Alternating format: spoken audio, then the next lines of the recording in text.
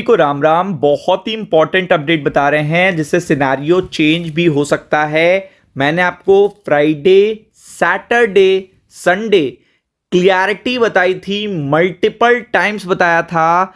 If देखेगा यहां पे 9:15 पे अगर बीजेपी आगे भी आ गई टीएमसी से तो देन आफ्टर दैट देखिएगा आपको बुल रन देखने को मिलेगा। तो प्लीज जाके प्लीज प्लीज प्लीज आप जाके चेकआउट करिए कि मार्केट खुला कहां पे है और अचानक से तेजी कहां पे आई है।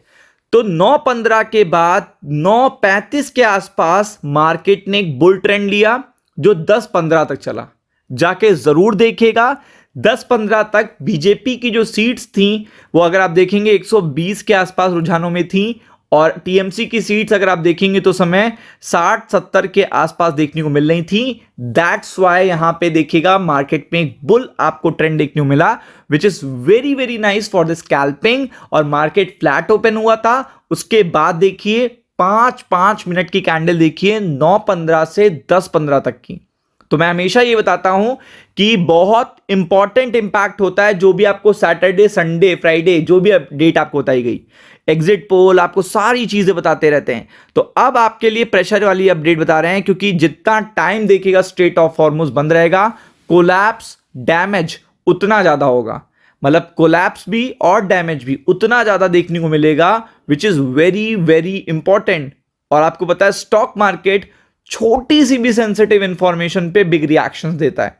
तो इसलिए अब देखिएगा ईरान और यूएस का जो वॉर है वो बहुत ही ज्यादा दिक्कत करने, क्योंकि दोनों साइड देखिएगा इस समय अपने आप को स्टॉल कर रही हैं, स्टक कर रही हैं, एक जगह पे स्टक देखने को मिल रहा है।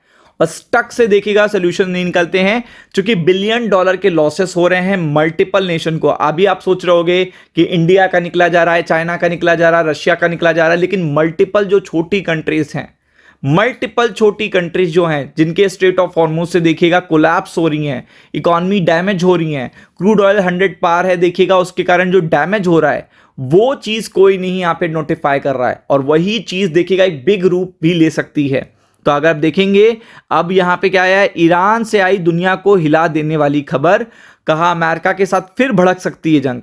अब देखिएगा फिर से देखिएगा जंग की तैयारी हो रही है फिर से, क्योंकि जितना डिले होगा उतना दोनों देशों के लिए कोलैप्स है। और ईरान इस समय उस पर्टिकुलर सिचुएशन में है कि उसे अपनी जनता को या तो वॉर दिखाना पड़ेगा, अदरवाइज उसको कोई फायदा दिखाना पड़ेगा।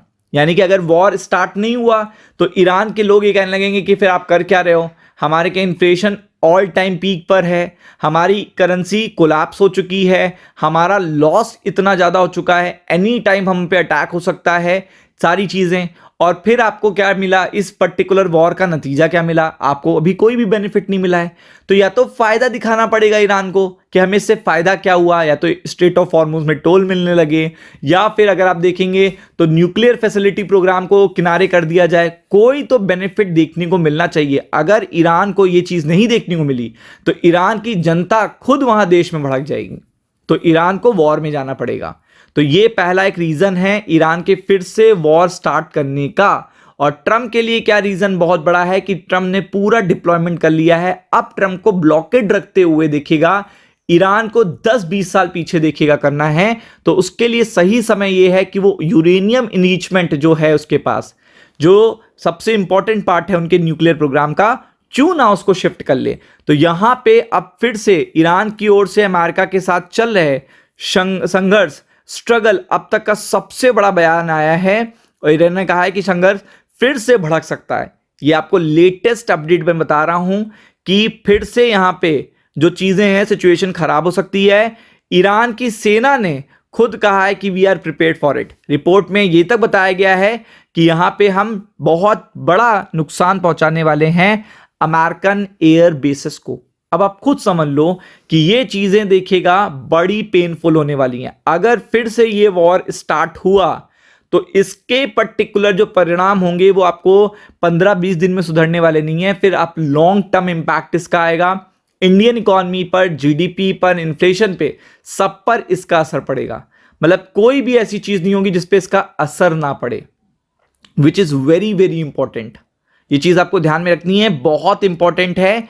तो अगर आप देखेंगे पूरी तरीके से यहाँ पे डिप्टी इंस्पेक्टर ने ये इम्पैक्ट बताया है कि जो वॉर है वो फिर से देखिएगा स्टार्ट हो सकता है, एनी टाइम शुरू हो सकता है। और 8 देशों में कम से कम 16 अमेरिकी ठिकानों पर हमला किया है। और आप देख सकते हो क्योंकि केवल क्या है कि अमेरिका ब्लॉकेट किए हुए, इसलिए वो वॉर को फिर से छेड़ सकते हैं। और अमेरिका ब्लॉकेट नहीं हटाएगा, उसने कहा, जब तक आप न्यूक्लियर फैसिलिटी प्रोग्राम को बंद नहीं कर दोगे।